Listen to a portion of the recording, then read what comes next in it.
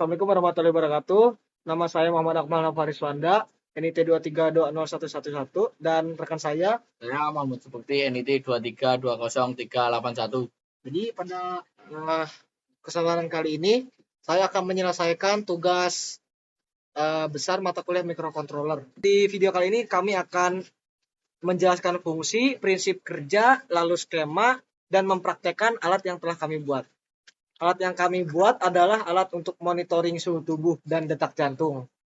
Kami membuat ini karena yang kita tahu tuh di lapangan banyak sekali tim medis yang tertular oleh penyakit dari pasiennya itu sendiri, dan kemudian ada beberapa kasus yang dimana pasien itu tiba-tiba mengalami perubahan secara tiba-tiba pada kondisi tubuhnya dan telat ditangani oleh tim medis. Oleh karena itu, kami di sini menciptakan solusinya karena alat yang kami buat ini tidak perlu untuk melakukan kontak langsung antara pasien dengan tim medis, dan kemudian monitoring suhu tubuh dan detak jantungnya.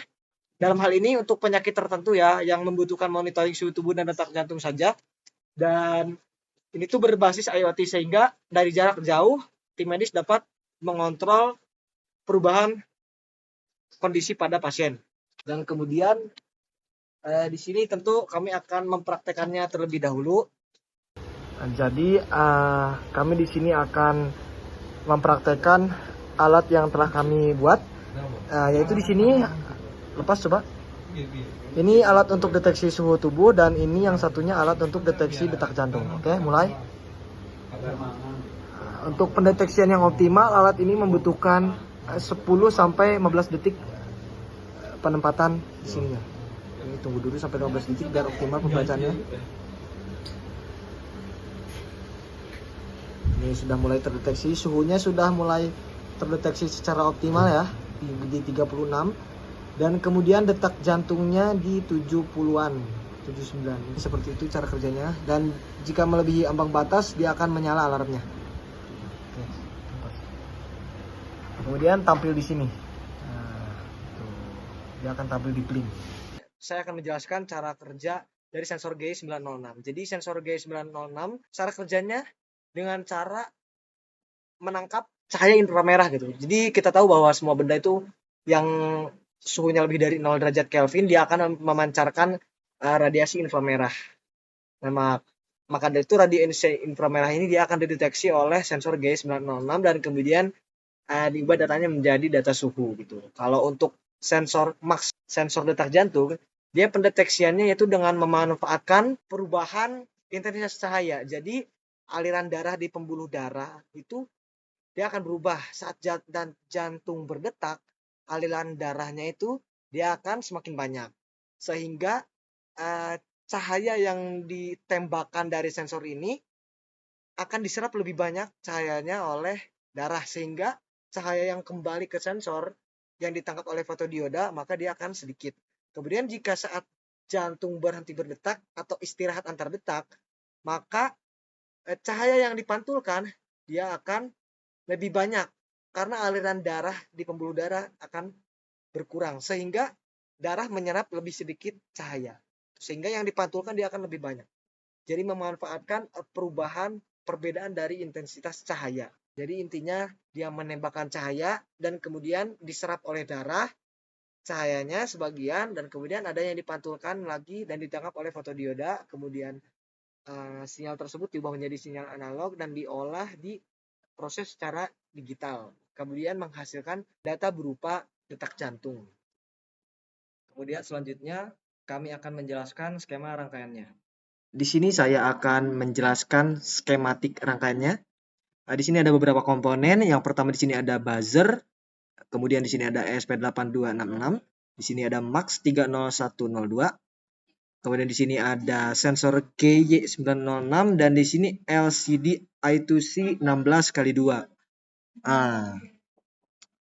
Di sini untuk kabel yang coklat ini terhubung ke pin D5 pada ESP dari kutub positif buzzer. Kemudian untuk kutub negatif dari buzzernya dia akan terhubung ke ground. Ground ditunjukkan dengan kabel berwarna merah ini. Oke. Kemudian di sini dari ESP-nya ada kabel berwarna biru. Ini merupakan kabel D1. Kabel D1 ini merupakan kabel untuk SCL. Dan kemudian ini selanjutnya ada kabel dari ESP yang berwarna hitam, yaitu dari pin D2, merupakan SDA. Dan selanjutnya yang warna merah ini adalah pin dari 3 volt, yaitu untuk mensuplai tegangan. Untuk ke VCC pada breadboard. Kemudian di sini semuanya saya hubungkan secara paralel di breadboardnya. Saya kasih contoh aja satu sensor, karena berhubung semua sensor ini adalah sama pinnya, yaitu VCC, ground, SCL, dan SDA. Ini dari sensor Max 3012 yang warna merah merupakan pin untuk VCC atau 3 volt. Dia dihubungkan ke breadboard secara paralel. Kemudian yang warna biru merupakan untuk SCL, dihubungkan secara paralel ke breadboard nih. Kemudian yang warna hitam ini dihubungkan secara paralel juga ke breadboard. Yang hitam ini adalah untuk SDA, dan kemudian yang terakhir ada bagian untuk groundnya, dihubungkan juga kan secara paralel menuju breadboard. Sama halnya untuk sensor G juga seperti itu. Bisa dilihat di sini menuju ke breadboard dihubungkan secara paralel. Oke. Untuk skematiknya seperti itu. Kita lihat di sini ya. Jadi ini sengaja saya buka. Cabut dulu. Jadi gini. Untuk rangkaiannya seperti ini. Kita hubungkan secara paralel di sini. Cabut paralel ini ke sensor GY di sini. Kemudian di belakangnya di sini nih kabel menuju LCD, dan kemudian di sini ini kabel ini dia menuju sensor Max. Kemudian ini yang paling belakang dia langsung menuju ESP.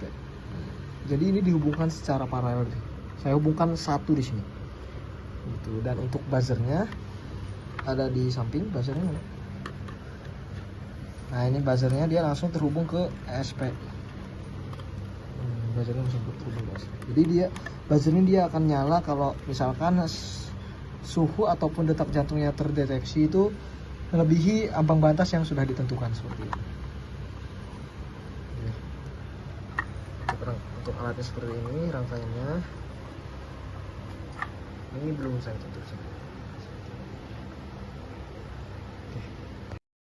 Sekian dari kelompok kami. Bila ada kesalahan mohon dimaafkan. Wassalamualaikum warahmatullahi wabarakatuh. Terima kasih.